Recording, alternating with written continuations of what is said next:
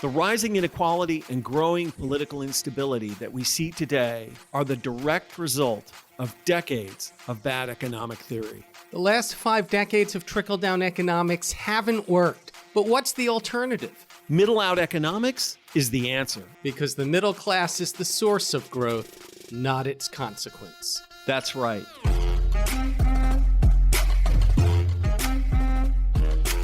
This is Pitchfork Economics with Nick Hanauer, a podcast about how to build the economy from the middle out. Welcome to the show.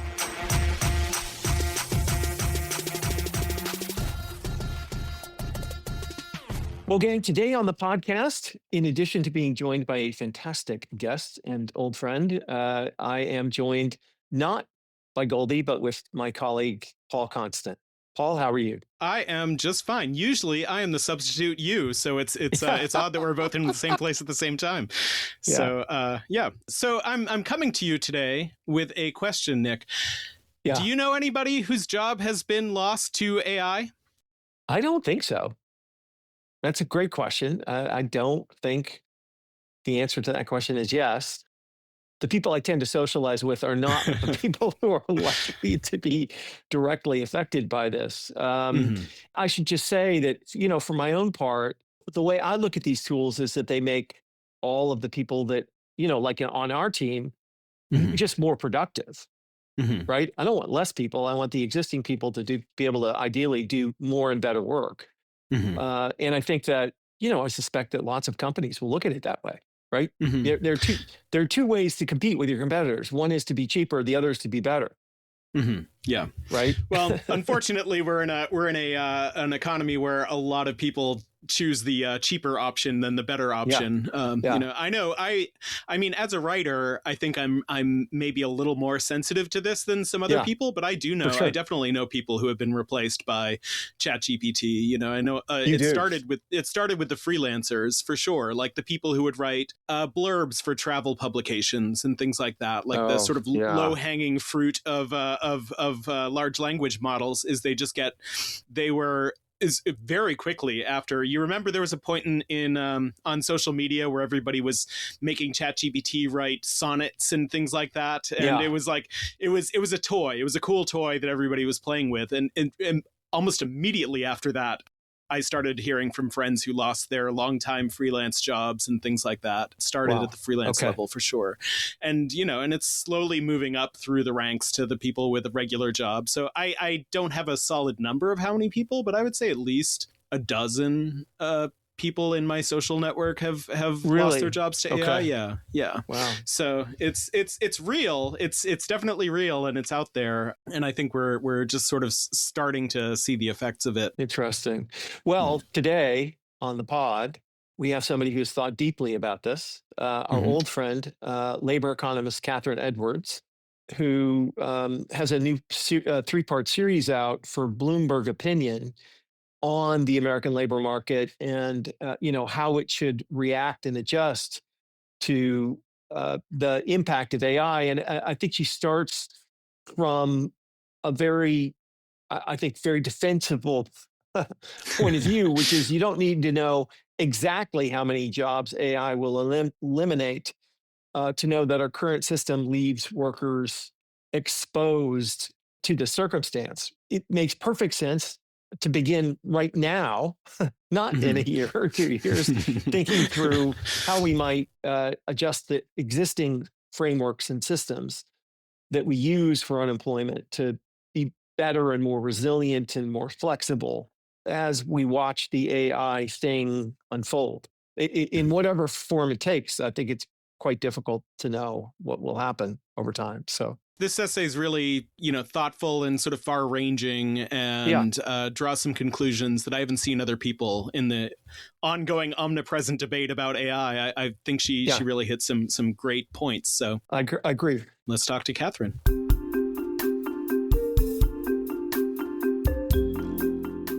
My name is Kathryn Anne Edwards. I'm a labor economist. I'm an independent policy consultant. I'm a columnist for Bloomberg, and I am officially an economics influencer. Ooh. Well, that is so great. Kathryn, am I an economics influencer? I mean, I think if you talk about the economy and you have enough followers, you could be an economics influencer. Do you get a plaque? Awesome. Yeah. Get a plaque. Do you get to join a club? I felt like not embarrassed. You go through like the PhD training. It's very formal. There's lots of expectations of what you're supposed to do. And then within 10 years of getting that little doctorate, I'm sitting there talking into my phone saying like, here's what you need to know about Social Security's long-term shortfall. And there's part of me that's like, well, how did you get here? What are you doing? But then the truth is like, this is where people are. Yeah. I think experts really like to, their expertise almost like buys them out of having to communicate how other people prefer. Like if I'm the expert, I talk how I want to talk. And I think I've learned over the years that you have to meet people where they are. And at first it was weird to be like, yeah, so I'm on TikTok. And there was being at like a very professional conference when people are like, well, I got into this journal. And I was like, well, I'm on TikTok. That was like it was a little hard, but now. How many people read your journal article? 9. How many people saw my TikTok video? 1 million. Yes, it is. I think, you always... You got to like fake it till you make it. I tried to be really confident in talking to people of like, I'm on TikTok. And just like really like hold it in. And then I've now found that there are so many people in the economics profession who will reach out to me to tell me that they would rather throw themselves in front of traffic than do what I do, but they're so happy that I do it. And they're like, I don't have like that chip is missing. Like I can't do that. Like I would just, it is my worst nightmare, but I'm so glad that you are doing it. So I feel like I've kind of come to a place of ownership of being an economics influencer and feeling the love of a lot of people in my profession who are proud of me and happy for me and glad that I'm doing it. That's fantastic. Well, speaking of being happy you're doing it, you recently wrote a series of really interesting pieces for Bloomberg, where you are a columnist. Broadly, the impact of AI on employment and the structures that we have in place or don't have in place to meet that challenge. Why don't you tell us a little bit about the 3 pieces you wrote, and let's talk about what you think is most important for people to understand about the coming transition. I took as a given in writing these pieces that there will be AI job loss, and it could be subtle and it could be catastrophic. But from a policy perspective, what do you need to know to actually act? You need to know that job loss is coming.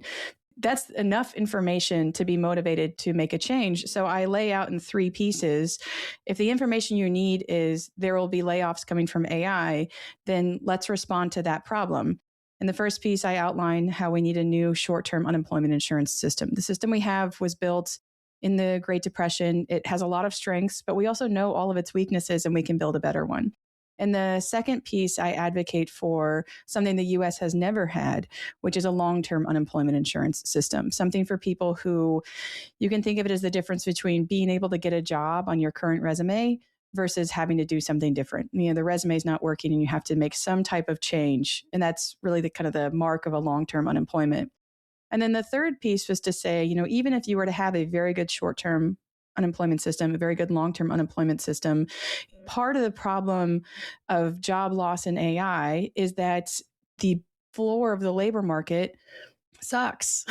It's just the gap between a high class job, a middle class job, and a working class job is just, they're oceans apart. You have a job that is white collar where you get health insurance, where you get retirement, where you're paid a decent wage. And then the alternative is to go into low wage shift work where we don't have a viable minimum wage. We don't have enough regulation of shifts. You might not even get sick days, let alone holidays or vacation. You're not going to get paid family leave. And it's really the gap between how far we let the top and the bottom of the labor market pull away from each other. As part of the fear of AI job loss, it's not that I can't take any job. It's just that the bottom is such a terrible alternative. Well, it's not the bottom. It's anything but the top. It's anything but the top. Yeah. Right. So that was kind of the pieces of like, let's just logically, like if this is the problem, just identify the solutions, short term, long term, and let's fix the outside option. I just wanted to sort of contextualize where we are. It feels like we're at a new phase of the AI conversation. Like the first part was like 100% sugar rush hype. And you do a little bit of contextualizing about the AI apocalypse, the jobs apocalypse. And I was wondering if you could sort of unpack that a little bit as we're getting started, just so we know sort of What is the size of the problem now, and what do you think the scope is going to be in the near future? Oh, is the rapture coming? Yeah. I try to put forward two pieces of information, or maybe three pieces of information for context. The first is, the way that technology is absorbed into the economy is through productivity. And that changes labor demand. So if my workers can do a certain amount of things on the job and then they can do more, I'll change who I want to have employed. That's kind of like the kind of meanest, simplest way to think about it. When you look at productivity in the United States over almost a century, there's no jumps.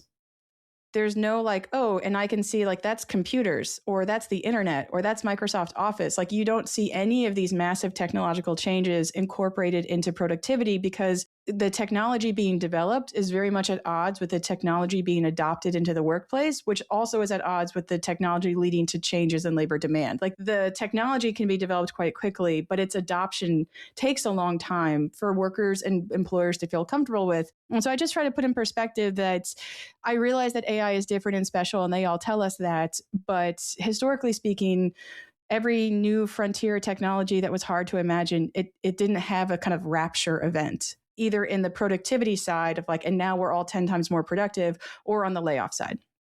The second piece of information I offer is that I have seen estimates that AI could lead to a loss of somewhere between 5 and 15 million jobs.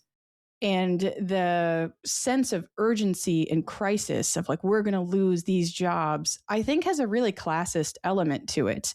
I even had someone who worked in AI tell me that the difference between this technology and others is that it will replace human intelligence, which was a very assertive way of telling me that people who are working class are not intelligent on the job. And that manufacturing workers being replaced by machine, well, that's not the same as intelligence. It was a big deal.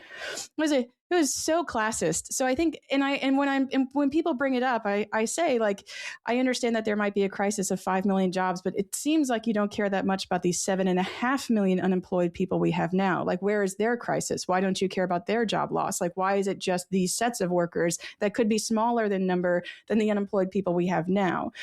The third piece of perspective I offer is that the U.S. economy has, in fact, experienced the rapture that AI proponents and hawks and doomsdayers talk about in the first month of the pandemic. And within 5 weeks, the U.S. economy shed 22.5 million jobs, which is larger than any single estimate I've seen for AI, and they did it in less than 5 weeks. Here we are 6 years later, and people don't even remember it. Because policy responded with unemployment support, policy responded with cash to families. Those people got jobs again. The labor market recovered within 3 years, and we're moving right along. So the job loss isn't scary. It's all about the capability of the policy response. And so as much as they want to talk about how terrifying it will be when we have these mass AI job loss, you just need a good response from policy. You can't, the doomsdayers like really don't think about, I would say, the perspective of other actors in the economy or other periods of economic history we've been through. And when you add that in, they kind of maybe take a step back and see that it's always hard to give this lesson in real time, but like maybe they're not that important or special. And thank you. I'm an economist. This is my job. You are neither important or special. You're welcome. Yeah. We matter. You don't. Yeah. Okay. So great context. Why don't we kind of march through your analysis a little bit? Let's start with the system we have and its strengths and weaknesses. Sure. We have a state-administered unemployment insurance system. It's paid for via a payroll tax that the employer pays only, and it's distributed at the state level, and states set the tax rate and the benefit level. Really good things about this system. It's highly efficient. You end up with a trust fund. Everyone pays into it. Everyone can claim out of it. It is very good in terms of coverage. It covers all W-2 employees, and it can be scaled quite easily because you have a track record of everyone's wages. You can make the benefit individualized. So it's not like you lose your job and you go and get the unemployment benefit and it's like food stamps where it's need-based. Your unemployment benefit is based on how much you earned previously. That's great. Okay. Those are all good. Things that are bad. Yeah, it shouldn't vary across states because some states have good programs and some states have bad programs, but everybody has decency on the job. So they should have decency out of the job, or should have decency on both on the job and off the job. It shouldn't vary based on your state. Right now, the tax is structured to be experience rated, which means that it would make sense in manufacturing employment in the 1930s. But basically, if an employer sends a lot of people into unemployment, they have to pay more in taxes. I mean, I'm all for soaking the rich and the employers, but it creates horrible incentives in the program to keep your workers from benefiting from unemployment.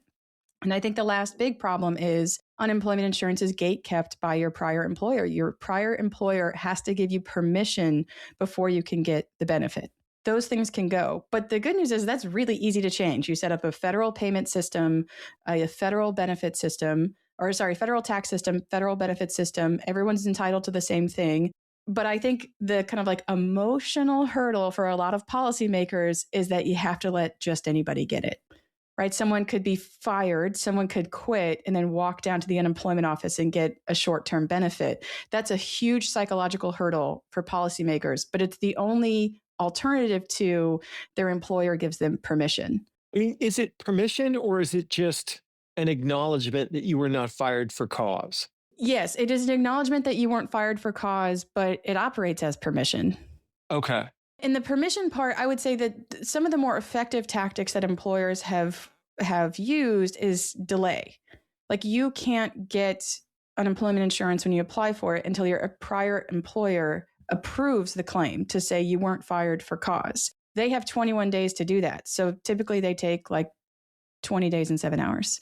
Yeah, they'll wait until the very last day, by which point you had to wait a week to apply and they get 3 weeks to adjudicate the claim on their end. And so by that point, 4 weeks have gone by. I mean, if a month has gone by since you've lost your job, you've had to get the car payment, the bills, utilities, everything. Like your rent, food, like you are a month into this before you can get any help. And by that point, you might have already taken another job. Or you've given up and just assumed you won't get it, and there's already harm done. So it's the permission part is really just, maybe permission's not the right word, but it's like they hold on to it. It's in their power. Okay. And then in the second piece you wrote, you spoke more directly about what you thought we should do on a national basis. Isn't that true? Yeah, the first piece kind of goes through, right now we have one 26-week benefit for unemployment, and you really need to divide that in two. Have a more generous, very short benefit. Think like 6 weeks. Like you walked out, you're able to get through a month of stuff. And then if you need if you need unemployment for a longer period of time, then you go in and you reapply, you get counseling and services. But most people who are unemployed aren't unemployed for that long. You're kind of just giving them a bridge to get to the next month, by which point a lot of them will have actually found a job. Okay. So you take the short-term program and you split it in two. Okay. The second piece really talked about this idea of a long-term unemployment system. People who don't get reemployed even after, say, 9 months to a year of looking.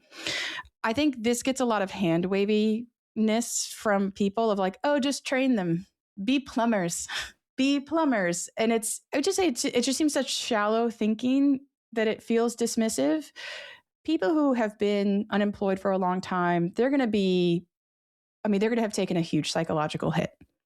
And the idea that after going without the income they had, kind of walking away from the career they had, they'll be like, okay, and now here's 6 months to be a plumber or 2 years to be an electrician, that transition actually makes sense for a lot of people, I think is kind of far-fetched. Yeah. The policies that I offer are things like moving assistance. It could be that you have family somewhere else, you have a friend that can help you with a job somewhere else, but you're so out of resources, you can't move across the country.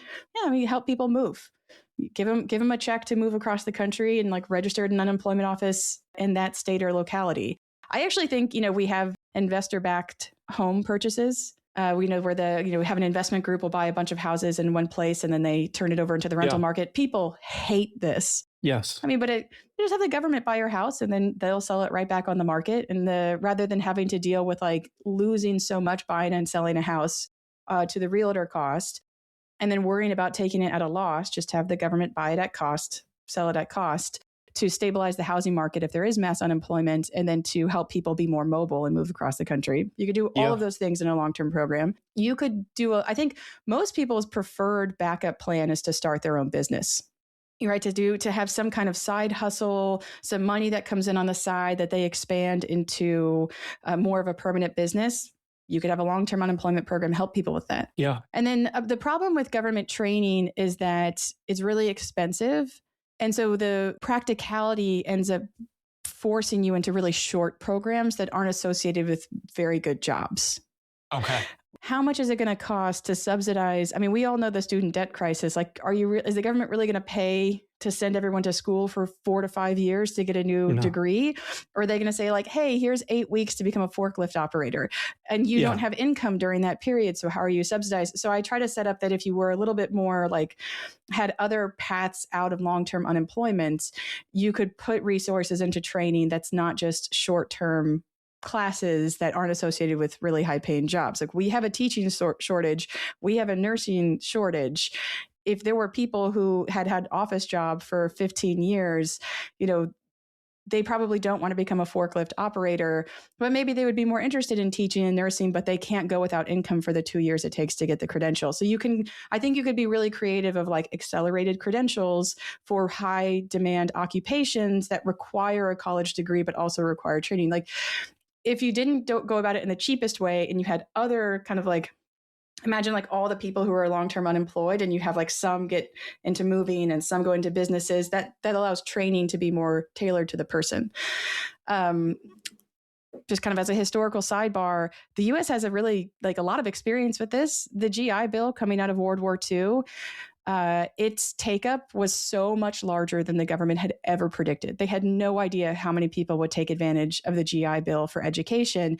And a lot of the GIs coming out, they had families, they had children, they did not want to be in school for 4 years. And so colleges made accelerated GI programs to basically keep them in school all year round, accelerate the degree so they could finish a 4-year degree in like 2.5. Wow. So colleges can be and that's actually how George Herbert Walker, H.W. Bush went to Yale. He had an accelerated degree with a bunch of other GIs. So I think we could be really creative if we don't just shove people into kind of a training program.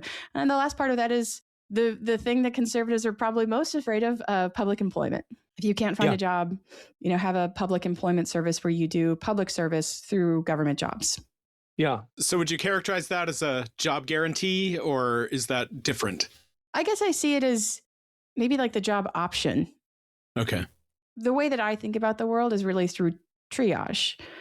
The way to make it more successful is to have it targeted to the people for whom it will probably be more successful. So if you have, in a long-term unemployment program, that there are people that can go into public service through public employment, it's not about saying everyone can have a government job, which I think is a jobs guarantee. I think it's more about having an option open for people for whom it would be beneficial without kind of saying this is for everyone. Because I think it's not for everyone. And maybe that's just a semantic thing in my mind. For as much as I talk, I actually am not that great with words all the time.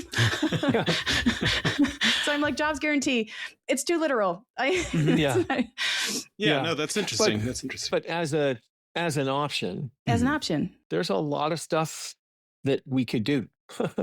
There's a lot of stuff we could build. There's a lot of stuff we could fix. There's a lot of kids we could teach. There's and it doesn't have to be a federal job. It could also be a state or county or city job, right? There's, wherever the need is. I think you would see a lot of places, you have this kind of like knee jerk of like, that's not a real job, it's for the government.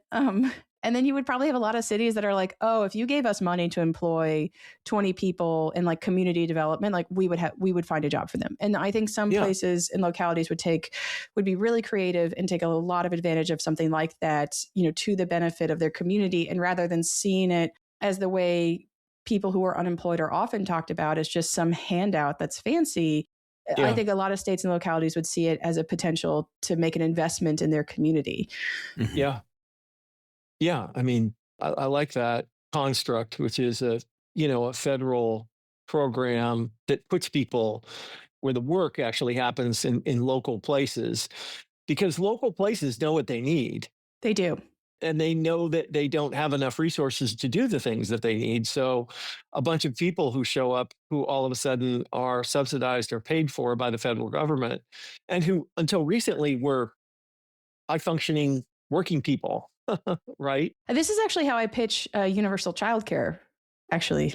you take the little kitties from their families and you put them to work for the government. Yes, in a big think Soviet building, but there's like just children. It's the toddler factory. Vats of gruel. Oh yeah, their tiny little hands. They're so productive. Yeah, I realized I did leave you open for that, and I'm glad you took it. Frankly, no, I mean, what would a universal childcare system look like? I mean, people in their mind are like Soviet bloc building with 300 kids in a room, and we just import old communists to like walk the rows and keep them in line. But really, it's just gotta feed them gruel. Got to feed them gruel. They can't get anything. Feed them gruel. Yeah. But really, I mean, we have a mixed distribution system already, which means that most people go to a private provider and they pay for it out of pocket. In a free childcare system, it would be the government that picks up the tab, but you would still have private providers. So you would have more Head Start centers, but you'd also have more small businesses, more kind of community efforts, more employers that add a site to their work site. Yeah. So you would have a childcare center inside your office because your employer would be able to offer it without having to pay for it out of their own revenue. And you would have basically, I always pitch it as like, this would be probably one of the largest investments the federal government has made in communities across the US, and every community would benefit from it. And they would get to decide where they put the childcare centers. And it's really just, I mean, people talk about the government raising your kids, and it's like, but it's not really raising your kids so much as writing them a check. And then using that money to have, your communities, and you could put them in community centers and immigrant centers and churches and temples and houses of worship, and you get money to convert a room into a childcare space. And this is a way for your community to connect with families. Everything we know about kids growing up is that they need more community and mentorship than they're getting today. So I'm willing to buy it, pay for it. Yeah, absolutely. How about UBI? I mean, can that play a role? I'm not a big fan, but why aren't you a big fan? Well, it just generally, I'm not a big fan of UBI because I feel very strongly that if we merely required large companies to pay workers enough to get by without food stamps, we erase 90% of the challenge in our economy and probably double the GDP growth rate at the same time. UBI is a thing that is solving a problem that need not exist, but does it because of the absence of reasonable labor standards. So. Okay, my problem with UBI. So I think there's UBI has like two origin stories, and it's the tech one and then the good one. And the good one is really descended. Think of like the freedom budget from MLK and Rustin and Randolph of if you had a minimum amount of income that was an outside option, people would be able to have more power in their relationship with employers and society. And a lot of people still believe that UBI is a power transfer and disruptor as opposed to just some cash. The other side of UBI are like, I think really comes more from the tech sector. And you can pick this up from Sam Altman's writing. Artificial intelligence will create a new idle class and we just need to give them money. Yeah. And that, that first thinking is really about how do we disrupt the power imbalance that we can all see between workers and employers. The tech side is like, it's lazy, it's judgmental, and it's pretty shallow. And I always think that one layer down is, and if we had UBI, we wouldn't need Medicaid or food stamps or any other form of assistance. And my problem with both sides of UBI is that it doesn't address market failure, right? I gave you $20,000. Are you affording health insurance? No, nothing. No, I give you $20,000. Can you afford childcare and health insurance? Rent, nothing. No, you can't afford anything. And so it's almost like a get out of jail free card of like, well, here's some money. You're an idle class. You'll never work again. I gave you 20 grand from my, large S, and all your problems are solved. But you can out earn a market failure, but you can't change it. Government has to change market failures. And so I think it leaves too many things unaddressed, and almost as like just this kind of weak salve of like, by the way, here's money. I think I might be more kind in talking about it and less cynical. If the posture of the people promoting it wasn't so arrogant and judgmental of workers. And to be clear, it's self-dealing. Yeah. Of course, these tech guys like a UBI, they're not going to have to pay for it. I mean, right? or like, why should I take it? Like, hey, government, like, put yourself in the perspective of who makes public policy and how this would work. Government, you know who you should listen to about a worker's potential in the labor market? Only their former employer. And that's it. And if the former employer says, I let this person go and now they're going to be idle for the rest of their lives, like, why would you give them that much power over workers or so much sway over how they're evaluated? Like, you get to give up on 20 million people because one of their former employers is like, we don't need them anymore. Like, it really, to me, feels like it treats workers as trash. And I just don't like people so casually talking so dismissively about the value and worth of the American worker. Kathryn, if you were in charge, quickly lay out what you would do. How long do I have? We've talked about a lot of policies, so I guess maybe the question might be like to triage, like, what would you do first? Okay. This will be like 1 part practical to 2 parts idealistic. How about that? Great. Sure. Perfect. Okay. I think the first thing we can do is a lot of quick changes that are labor regulatory. Think like, I could drop this into our economy and I don't have to do much else for it to work. I could raise the minimum wage. I could require universal paid sick days. I could require overtime for more white collar workers. I could require paid vacation. I could have shift regulation. Yeah, I could drop most of that into the labor market really quickly. In fact, I could do that in like a month. Give them a year to sort it out, but we could do that really quickly. And I think, if anything, what American workers need right now is someone who actually champions them. Yes. And who puts forward a policy that champions them. So I think coming out strong with like, we are going to do this for workers right away is it's been a while. Yeah. Then I think that we need money to buy some really awesome stuff. We need to reform the tax system. There are some easy wins, and then there are some really hard conversations that have to be had. I think the progressives have hit on the easy wins: tax rich people. I don't think it's that necessarily that simple. I think we could change the estate tax. We can change the step up basis. We can put in some like thoughtful concerns around like the farmer objective. But I think we can change the estate tax back to a reasonable level, and that's one source of revenue.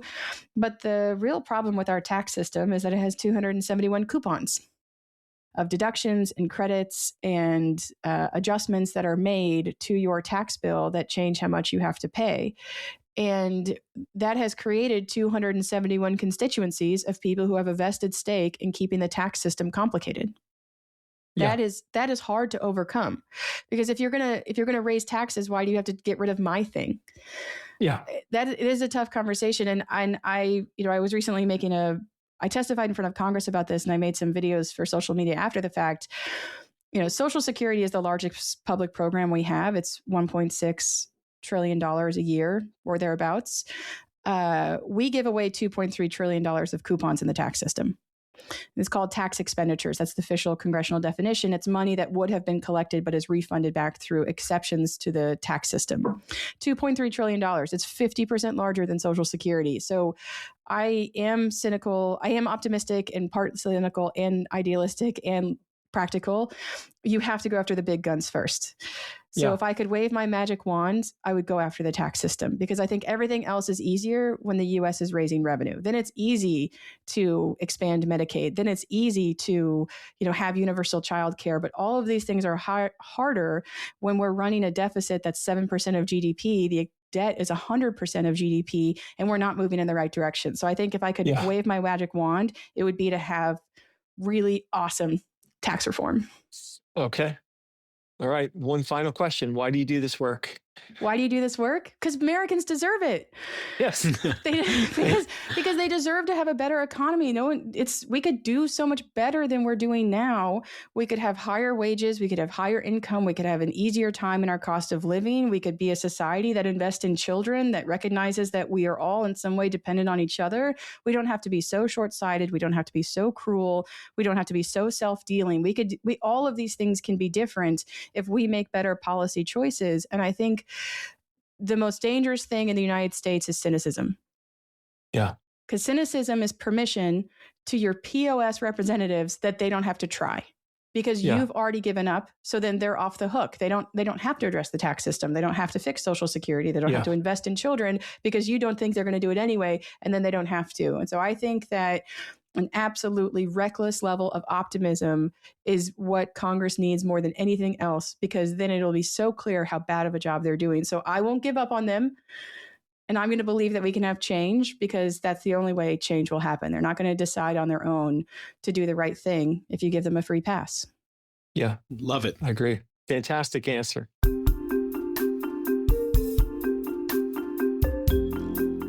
Well, Paul, yeah, I learned from Kathryn that we may be economics influencers. That's your takeaway from the conversation? No. I'm going to put that, I have to put that on my resume now. Yeah. Yeah. Change your LinkedIn. Sure. Change my LinkedIn. Yeah.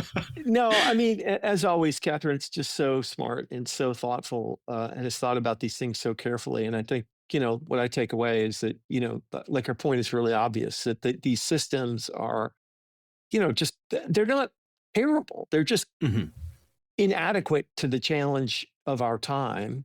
And, it's time to update them. And, I think that, one of the things that she said that I think really made so much sense was that whatever it was, 25 million people lost their jobs in the first month of the pandemic. And, we made it through that, right? Like we figured out how to. Yeah, we did. We do have the answers. And I think we could have the answers again if we wish to have the answers. The question is whether we have the political will to generate the answers and then enact them. But I do think that there's a lot of room for experimentation, and we talked about a lot of that. I think that I'm a big fan of. I think UBI is dumb. I think a federal jobs guarantee is a fantastic idea. I think the economics of that is just so much better. And if we learned anything during the whole Doge thing and the resulting dips in the labor market, it's that government jobs are real jobs, no matter how much, Elon Musk and trickle downers try to claim that government jobs take from the economy, which is ridiculous. It's real work that produces real benefits and real, additions to the economy. Like it's insane to argue that a government job is less than another job, a real private sector job, Yeah, I know that people can point to government workers being ineffective and lazy, but I don't think you have to go far in private industry to find people who are ineffective and lazy. You could probably get rid of a third of the people that work for every big company in America and never know the difference too. So I do think that there are some really interesting solutions out there that are waiting to be enacted. We just have to have the political will to do it. Kathryn's podcast is The Optimist Economy. Definitely something to check out. And we'll have a link in the show notes, in addition to her 3 recent articles in Bloomberg Opinion. Absolutely. They should check those out. I listen to Optimist Economy every week. I'm a big fan. So this was a great conversation, and I was really excited to talk to her. And she did not disappoint.